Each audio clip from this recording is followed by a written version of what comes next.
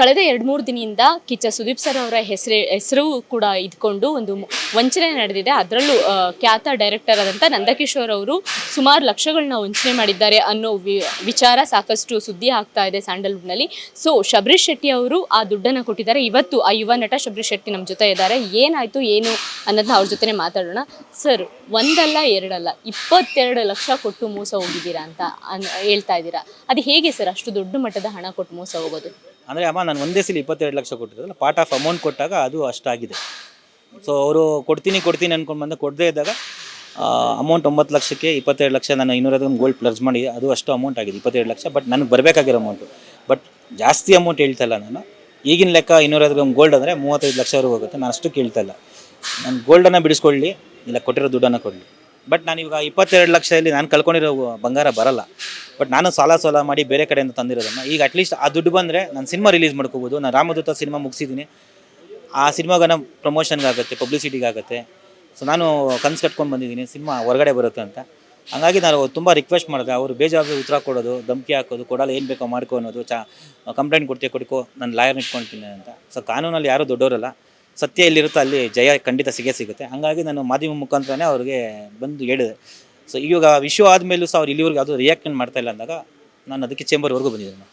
ಅಂದರೆ ಸರ್, ಈಗ ನೀವು ಹೇಳ್ತಾ ಇರೋದು ಕ್ಯಾಶ್ ಆಗಿ 22 ಲಕ್ಷ ಕೊಟ್ಟಿಲ್ಲ, ಗೋಲ್ಡು ಎಲ್ಲ ಸೇರಿ ಅಂತ. ನಂಗೆ ಕ್ಯಾಶ್ ಎಷ್ಟು ಕೊಟ್ಟಿದ್ದೀರಾ? 9 ಲಕ್ಷ ಅವರು ಕ್ಯಾಶ್ ಕೊಟ್ಟಿದ್ದೀನಿ, ಪ್ಲಸ್ ಗೋಲ್ಡ್ ಎರಡೂ ಸೇರಿ ಅಂತ ನಾನು ಹೇಳ್ತಾ ಇದ್ದೀನಿ. ನಾನು ಕ್ಯಾಶ್ 22 ಲಕ್ಷ ಕೊಡೋಷ್ಟು ದುಡ್ಡು ನಮ್ಮ ಹತ್ರ ಇಲ್ಲ. ಸರ್, ಈಗ ಇನ್ನೊಂದು ವಿಚಾರ ಏನು ಅಂತ ಅಂದರೆ, ಸುದೀಪ್ ಅವ್ರ ಹೆಸರು ಹೇಳ್ಕೊಂಡು ನಿಮ್ಮನ್ನ ಯಾಮಾರಿಸಿದ್ರು, ಅಂದರೆ ನಿಮ್ಮ ಎಮೋಷನಲ್ ಜೊತೆ ಆಟ ಆಡಿದ್ರು ಅಂತ. ಏನು ಸರ್ ಅದು? ಅಂದರೆ ಸುದೀಪ್ ಅಣ್ಣ ಹೆಸರು ಹೇಳ್ಕೊಂಡು ಯಾಮಾರಿಸಿದ್ರು ಅನ್ನೋದಕ್ಕಿಂತ ಹೆಚ್ಚಾಗಿ ಸುದೀಪ್ ಅಣ್ಣಗೆ ಇದಕ್ಕೆ ಸಂಬಂಧ ಇಲ್ಲಮ್ಮ. ನಾನು ಅವ್ರ ಅಭಿಮಾನಿ ಅಂತ ಅವ್ರಿಗೆ ಗೊತ್ತಿತ್ತು. ಯಾಕಂದ್ರೆ ನಾನು ಮುಂಚೆ ಅವ್ರಿಗೆ ಹೇಳ್ಕೊಂಡಿದ್ದೆ ಸುದೀಪ್ ಅಣ್ಣ ಅಭಿಮಾನಿ, ಸುದೀಪ್ ಅಣ್ಣ ನೋಡಬೇಕು ಅಂದಾಗ ಕರ್ಕೊಂಡು ಒಂದ್ಸಲಿ ಪರಿಚಯ ಮಾಡಿಸಿದ್ರು ಬಿಗ್ ಬಾಸ್ ಮನೆಯಲ್ಲಿ 2016 ಪರಿಚಯ ಮಾಡಿಬಿಟ್ಟು.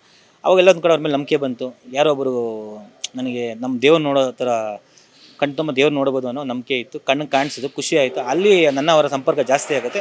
ಅದನ್ನು ಎನ್ಕ್ಯಾಚ್ ಮಾಡಿಕೊಂಡು ದುಡ್ಡು ಕೇಳೋದು.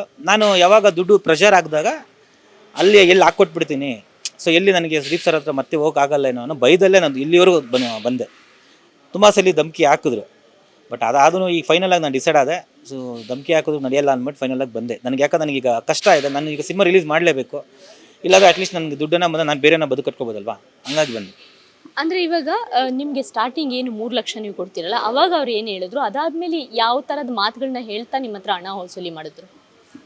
ಅದೇ ಫಸ್ಟು ನಾನು ಸುದೀಪ್ ಸರ್ನ ಮೀಟ್ ಆಗಿ ಬಂದಮೇಲೆ ಅಮೌಂಟ್ ಕೇಳ್ತಾರಲ್ವ, ನಾನು ಇಲ್ಲ ಅಂದಾಗ ಎಲ್ಲೋ ಒಂದು ಕಡೆ ನನಗೆ ಭಯ ಸ್ಟಾರ್ಟ್ ಆಗುತ್ತೆ. ಇಲ್ಲ ಅಂದರೆ ಸಂಪರ್ಕ ಕಟ್ ಮಾಡಿಸ್ಬಿಡ್ತಾರೆ. ನನಗೆ ಆ್ಯಕ್ಚುಲಿ ನಾನು ಬೆಳಿಬೇಕು ಅನ್ನೋ ಕನಸಿತ್ತಲ್ಲ ನಮ್ಮ ಇಂಡಸ್ಟ್ರಿಯಲ್ಲಿ. ನಾನು ಅವ್ರ ಸಂಪರ್ಕ ಬೆಳೆಸ್ಕೊಳ್ಳೋಕ್ಕೆ ಫ್ರೆಂಡ್ಶಿಪ್ ಮಾಡೋ, ಆ ಫ್ರೆಂಡ್ಶಿಪ್ಪಲ್ಲಿ ಅಮೌಂಟ್ ಕೊಟ್ಟಿರೋದು. ಅವರು ಸಾಲಕ್ಕೆ ತೊಗೊಂಡಾಗ ಸಾಲ ತೀರಿಸಿಲ್ಲ ಅಂದಾಗ ಬಡ್ಡಿ ಕಟ್ಟಲಿಲ್ಲ ಅಂತ ಕೊಟ್ಟಿರೋ ಸುಮ್ಮನೆ ಬಿಡಲ್ಲ. ಮತ್ತೆ ಪುನಃ ಅದನ್ನು ರಿನ್ಯೂವಲ್ ಮಾಡ್ಕೊಂಡು 3 ಲಕ್ಷ ಮತ್ತೆ ತೊಗೊಳ್ತಾರೆ. ಹಾಗೆ 9 ಲಕ್ಷ ಅವರು ಕ್ಯಾಶ್ ತೊಗೊತಾರೆ. ಆ 9 ಲಕ್ಷಕ್ಕೆ ಒಂದು 3 ವರ್ಷ 4 ವರ್ಷ ಯಾವುದಾದ್ರೂ ಬಡ್ಡಿ ಕಟ್ಟಲ್ಲ. ಬಡ್ಡಿ ಕಟ್ಟದೇ ಇರುವಾಗ ಏನಾಗುತ್ತೆ, ನಾನು ಅವ್ರಿಗೆ ಪ್ರೆಷರ್ ಹಾಕ್ತೀನಿ. ನಾನು ಪ್ರೆಷರ್ ಹಾಕಿದಾಗ ಏನಾಗುತ್ತೆ, ಆ ಪ್ರೆಷರ್ನ ಅವರು ನನ್ನ ಹತ್ರ ದುಡ್ಡಿಲ್ಲ, ಸಿನಿಮಾ ರಿಲೀಸ್ ಆಗುತ್ತೆ ಕೊಡ್ತೀನಿ ಅಂತ ಪೊಗರು ಟೈಮಲ್ಲಿ ಹಿಂಗೆ ಅವಕಾಶ ಕೊಡ್ತೀನಿ, ಆ್ಯಕ್ಟ್ ಮಾಡು, ದುಡ್ಡು ಕೊಡ್ತೀನಿ, ನಿನಗೆ ರೆಕಮೆಂಡೇಷನ್ ಕೊಡ್ತೀನಿ ಅಂತಾರೆ. ಬಟ್ ಪೊಗರಲ್ಲಿ ಅವಕಾಶ ಕೊಡಲ್ಲ. ಆಮೇಲೆ ರಾಣಾ ಸಿನಿಮಾದಲ್ಲಿ ಹಿಂಗೆ ದುಡ್ಡು ಜಾಸ್ತಿ ಆದಾಗ ಪ್ರೆಷರ್ ಆದಾಗ ಅವಾಗ ಏನು ಮಾಡುತ್ತೆ, ನಾನು ಮತ್ತೆ ಕೊನೆ ಬಾರಿ ಒಂದು ಹೆಲ್ಪ್ ಮಾಡ್ತೀನಿ ಅಣ್ಣ, ಇದೇ ಲಾಸ್ಟ್ ಆ್ಯಂಡ್ ಫೈನಲ್ ಅಂದಾಗ ನಾನು ಗೋಲ್ಡ್ನ ಪ್ಲರ್ಜ್ ಮಾಡಿ ನಾನು ಕೊಡ್ತೀನಿ. ಬಟ್ ಅವ್ರಿಗೆ ಗೊತ್ತು ಗೋಲ್ಡ್ ಪ್ಲರ್ಜ್ ಮಾಡಿರೋದು. ಬಟ್ ನಿಮ್ಗೆ ಕೊಟ್ಟಿರೋ ಡಾಕ್ಯುಮೆಂಟ್ಸ್ ಎಲ್ಲ ಅದು ಮೆಸೇಜ್ ಎಲ್ಲ ಹಾಕಿದ್ದೀನಿ, ಅವ್ರು ನೋಡಿದ್ದಾರೆ. ಆಮೇಲೆ ಆ ಅಮೌಂಟ್ ಅಲ್ಲಿ, ಬಟ್ ಆ ಅಮೌಂಟು ಬಂದಿಲ್ಲ, ಈ ಅಮೌಂಟು ಬಂದಿಲ್ಲ ನನಗೆ. ಸೊ ಫೈನಲ್ ನಂಗೆ 22 ಲಕ್ಷ ಬರಬೇಕು. ಅಂದರೆ ಈಗ ಸುದೀಪ್ ಸರ್ ಜೊತೆ ಏನಾದ್ರು ಸಿನಿಮಾಗೆ ಅವಕಾಶ ಕೊಡ್ತೀನಿ ಅಂತ ಪೊಗರು ಬಿಟ್ಟು ಆ ಥರ ಏನಾದರೂ ಹೇಳಿದ್ರಾ, ಅಥವಾ ಸುದೀಪ್ ಸರ್ ಜೊತೆ ಎಷ್ಟು ಸಲ ಮೀಟ್ ಮಾಡಿಸಿದ್ದಾರೆ? ಅಂದರೆ ಅಮ್ಮ, ಸುದೀಪ್ ಸರ್ನ ಭೇಟಿ ಮಾಡಿಸಿರೋದು ಒಂದೇ ಬಾರಿನೇ. ಅದಾದಮೇಲೆ ನಾನು KCCಲಿ ಸುದೀಪ್ ಸರ್ ಜೊತೆ ಪ್ರಾಕ್ಟೀಸ್ಗೆ ಹೋದಾಗ, ಮ್ಯಾಚ್ ಆಡಿದಾಗ ಅಣ್ಣನ ಪರಿಚಯ ಮಾಡ್ಕೊಂಡು ಮಾತಾಡ್ತಿದ್ದೆ. ಅದನ್ನು ಕಟ್ ಮಾಡ್ತೀನಿ ಅಂತ ಭಯ ಇಡಿಸ್ತಿದ್ರು. ಎಲ್ಲೋ ಒಂದು ಕಡೆ ಅವ್ರನ್ನ ಎದುರಾಕೊಳ್ಳೋಕ್ಕಾಗಲ್ಲ ಅಂತ ಇಲ್ಲಿವ್ರು ತಡ್ಕೊಂಬಂದೆ. ಹಂಗೂ ಒಂದ್ಸಲಿ ಕಟ್ ಮಾಡಿಸಿದ್ರು. ಫೈನಲಿ ನಾನು ಡಿಸೈಡ್ ಆಗಿ ಬೇರೆಯವ್ರ ಮುಖಾಂತರ ಒಳಗಡೆ ಹೋದೆ. Last KCC 4 ಆಡಿದೆ. 1, 2 ಆಡಿದೆ, 3 ಆಡ್ಲಿಕ್ಕೆ ಬಿಡಲಿಲ್ಲ ಅವರು. 4 ಆಡಿದೆ. ಇಲ್ಲ ಇಲ್ಲಿವರೆಗೂ ಯಾಕೆ ಸೈಲೆಂಟಾಗಿ ಇಷ್ಟೇ ಅಂದರೆ, ನಾನು ಅವ್ರನ್ನ ಎದುರಾಕೊಂಡ್ರೆ ಸುದೀಪ್ ಸರ್ ಹತ್ರ ಹೋಗಿ ಏನೋ ನನ್ನ ಬಗ್ಗೆ ಕೆಟ್ಟದಾಗ ಕೊಟ್ಬಿಡ್ತಾರೆ. ಸೊ ನನ್ನನ್ನು ಎಲ್ಲಿ ದೂರ ಮಾಡಿಬಿಡ್ತಾರೋ, ಎಲ್ಲಿ ನಾನು ಮತ್ತೆ ನನ್ನ ದೇವ್ರನ್ನ ನೋಡೋಕ್ಕಾಗಲ್ಲ ಅನ್ನೋ ಭಯ ಇತ್ತಲ್ಲ. ಆ ಭಯದಲ್ಲಿ ಇಷ್ಟು ವರ್ಷ 9 ವರ್ಷ ವೆಯ್ಟ್ ಮಾಡಿದೆ. ಇಲ್ಲ ಇದ್ದರೆ ನಾನು ಮುಂಚೆ ಯಾವಾಗೋ ಬರ್ತಿದ್ದೆ. ಒಂದ್ಸಲ CCLಯಿಂದ ಹೊರಗೆ ಬಂದಾದ್ಮೇಲೆ ಹೇಗೆ ಒಳಗೆ ಹೋದ್ರ, ಅಥವಾ ಅದನ್ನ ಮತ್ತೆ ಹೇಳೋಕ್ಕಾಗಲಿಲ್ವಾ? CCL ಅಲ್ಲ, KCC. CCL ಆಡಿಸ್ತೀನಿ, CCL ಆಡಿಸ್ಲಿಲ್ಲ. ಪ್ರಾಕ್ಟೀಸ್ ಟೈಮಲ್ಲಿ ಕರಿತೀನಿ, ಬಾ ಚೆನ್ನಾಗಿ ಆಡು, ಸುದೀಪಣ್ಣ ನೋಡ್ತಾರೆ, CCLಲ್ಲಿ ಹಾಕ್ಕೊಳ್ತಾರೆ ಅಂತ ಹೇಳಿದ್ರು. ಒಂದು ಬಾರಿ ಚಿನ್ನಸ್ವಾಮಿ ಗ್ರೌಂಡಿಗೆ ಕರೆದಿದ್ರು CCL ಮ್ಯಾಚ್ ಟೈಮಲ್ಲಿ. ಕರೆದುಬಿಟ್ಟು ಅವರಪ್ಪ ಸೈಲೆಂಟ್ ಆಗಿದ್ದರು. ಅವ್ರು ಪರಿಚಯನೇ ಮಾಡಿಕೊಟ್ಟಿಲ್ಲ. ಅದಾದಮೇಲೆ ನಾನೇ ಹೋಗಿ ಡೈರೆಕ್ಟಾಗಿ ಅಣ್ಣನ ಮಾತಾಡಿಸ್ಕೊಂಡು ಬಂದೆ. KCC 1, 2 ಆಡಿದೆ. 3 ಆ್ಯಕ್ಷನ್ ಟೈಮಲ್ಲಿ ನನ್ನ ಹೆಸರು ತೆಗೆದಾಕಿದ್ರು. ಕೇಳಿದಾಗ ಇಲ್ಲ ಬರುತ್ತೆ ಅಂದ್ಕೊಂಡು ನಾನು ಗ್ಯಾಮರ್ಸ್ಕೊಂಡು ಬಂದರು. ಬಟ್ 4 ಹೆಸರಿಲ್ಲ ಅಂತ ಗೊತ್ತಾಯಿತು. ಫೈನಲಿ ನಾನು KP ಶ್ರೀಕಾಂತ್ ಸರ್ನ ಕಾಂಟ್ಯಾಕ್ಟ್ ಮಾಡಿದಾಗ ಅವರು ನನ್ನ ಹೆಸರನ್ನು ಸೇರಿಸಿ ನನ್ನ ಮತ್ತೆ ಒಳಗಾಡಿಸಿದ್ರು. ಈಗ ಈ ಇಶ್ಯೂ ಮಾಡಿದಾಗ ನಂದಕಿಶೋರ್ ಅವ್ರನ್ನ ಏನಾದ್ರು ಕಾಂಟ್ಯಾಕ್ಟ್ ಮಾಡಿದ್ರ? ಅಂದರೆ ನಾನು ಹಿಂಗೆ ಮೀಡಿಯಾ ಮುಂದೆ ಹೋಗ್ತೀನಿ ಅಂತ, ನಾವು ಫಿಲ್ಮ್ ಚೇಂಬರ್ಗೆ ಹೋಗ್ತೀನಿ ಅಂದಾಗ ಅವ್ರನ್ನ ಏನಾದ್ರು ಕಾಂಟ್ಯಾಕ್ಟ್ ಮಾಡೋಕ್ಕೆ ಟ್ರೈ ಮಾಡಿದ್ರಾ? ಇಲ್ಲ, ನಾನು ಅವ್ರಿಗೇನು ಹೇಳಿಲ್ಲ. ಬಟ್ ಅವ್ರಿಗೊಂದು ಮೆಸೇಜ್ ಹಾಕಿದೆ, ಮಂಗಳವಾರ ಡೆಡ್ಲೈನ್ ಕೊಡ್ತೀನಿ, ಅಷ್ಟರೊಳಗೆ ನೀವು ಕೊಡಲಿಲ್ಲ ಅಂದರೆ ನಾನು ಕಾನೂನು ಮನೆ ಹೋರಾಟ ಮಾಡ್ತೀನಿ, ಮಾಡ್ಕೋ ಅಂತ ಓಪನ್ ಚಾಲೆಂಜ್ ಮಾಡಿದ್ರು. ಅದು ಸ್ಕ್ರೀನ್ಶಾಟಲ್ಲಿ ನಿಮಗೆ ಮೀಡಿಯಾ ಕೊಟ್ಟಿದ್ದೀನಿ. ಸೊ ಅದಕ್ಕೆ ಫೈನಲಿ ಕಂಪ್ಲೇಂಟ್ ಕೊಡೋಕ್ಕೆ ಮುಂಚೆ ದೊಡ್ಡವ್ರ ಗಮನಕ್ಕೆ ಬರಬೇಕು ಅಂದ್ಬಿಟ್ಟು ನಾನೇನು ಮಾಡಿ ಮೀಡಿಯಾ ಮುಖಾಂತರ ಗಮನಕ್ಕೆ ತರಿಸೋಣ. ಯಾಕಂದರೆ ದೊಡ್ಡವ್ರನ್ನ ಸಂಪರ್ಕ ನನಗಿಲ್ಲ. ದೊಡ್ಡವ್ರ ಮನೆ ಹೋಗೋಕ್ಕೂ ಕಷ್ಟ ಆಗುತ್ತೆ. ಸುದೀಪ್ ಸರ್ನ ಭೇಟಿ ಮಾಡೋಕ್ಕೂ ಕಷ್ಟ ಆಗುತ್ತೆ, ಸಂಪರ್ಕ ಇಲ್ಲ. ಶಿವಣ್ಣನ ಭೇಟಿ ಮಾಡೋಕ್ಕೂ ಸಂಪರ್ಕ ಇಲ್ಲ. ಹಾಗಾಗಿ ಎಲ್ಲೋ ಒಂದು ಕಡೆ ಚಾನಲ್ ಮುಖಾಂತರ ನನ್ನ ನೋವನ್ನು ವ್ಯಕ್ತಪಡಿಸಿದಾಗ ದೊಡ್ಡವ್ರು ನೋಡ್ತಾರೆ, ನನ್ನ ಕರೀತಾರೆ, ನನ್ನನ್ನು ಮಾತಾಡಿಸ್ತಾರೆ ಅನ್ನೋ ಒಂದು, ನನ್ನ ನೋವಿಗೆ ನನ್ನ ನ್ಯಾಯ ಕೊಡಿಸ್ತಾರೆ ಅನ್ನೋ ಒಂದು ಆಸೆ. ಹಾಗಾಗಿ ಚಾನಲ್ ಮೊರೆ ಹೋದೆ ಹೊರತು ಬೇರೆ ಉದ್ದೇಶ ಏನಿಲ್ಲ ನನಗೆ. ಬಟ್ ಯಾರೂ ಸಂಪರ್ಕ ಇಲ್ಲ ಅಂತ ನಾನು ಚಾನಲ್ ಮೊರೆ ಹೋದೆ. ಬಟ್ ಮೀಡಿಯಾ ಮುಖಾಂತರ ಇದು ಆಚೆ ಬಂದಾಗ ನಂದಕಿಶೋರ್ ನನ್ನ ಕಾಂಟ್ಯಾಕ್ಟ್ ಮಾಡಿಲ್ಲ. ಸೊ ಫೈನಲಿ ನಾನು ಚೇಂಬರ್ಗೆ ಒಂದು ಕಂಪ್ಲೇಂಟ್ ಕೊಡಬೇಕು. ಯಾಕಂದರೆ ಸ್ಟೆಪ್ ಬೈ ಸ್ಟೆಪ್ ಮಾಡ್ಕೊಂಡಾಗೋಣ. ನಾಳೆ ದಿನ ನನ್ನ ಕ್ವಶನ್ ಮಾಡಬಾರ್ದು ಯಾರೂ, ಯಾಕೆ ನೀವು ಈ ಥರ ಮಾಡಿದ್ರಿ ಅಂತ ಯಾರು ಕ್ವಶನ್ ಮಾಡಬಾರ್ದಲ್ವಾ. ಹಾಗಾಗಿ ನಾನು ಚೇಂಬರ್ಗೆ ಬಂದಿದ್ದೀನಿ.